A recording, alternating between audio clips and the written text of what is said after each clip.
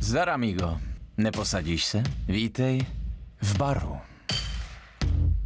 To místo je výjimečné. Pro nás všechny je to poslední naděje. Myslíš, že to tu dokážeš změnit? Budujeme místo, o kterém jsme snili. Máme zbraně, jídlo, máme elektřinu. Můžeš přiložit ruku k dílu. Tak tenhle je dobrý. Ty to myslíš vážně?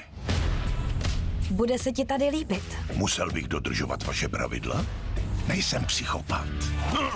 Potřebuju pomoc s naháněním. Musíme udržet nádrže plné. Přestaň předstírat, že s těma obludama mluvíš. Ten chudák fandičec. Jaká nás asi čeká budoucnost? Ta věc, o které mluvíte vy, by všechno změnila. K lepšímu. Možná ne. Když chceš někoho nechat žít, musíš zabít hromadu jiných lidí. Dozrála jsem vůdce.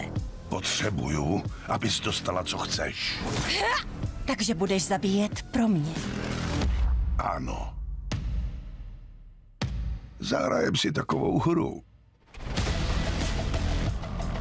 On je zvíře trpící vzteklinou. V sázce je bezpečí téhle komunity. Zažila jsem, jak se místa rozpadla. Tak pojďme dovnitř.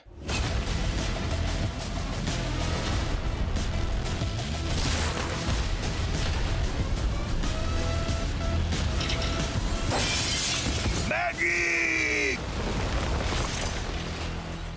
Kdo nás zastaví?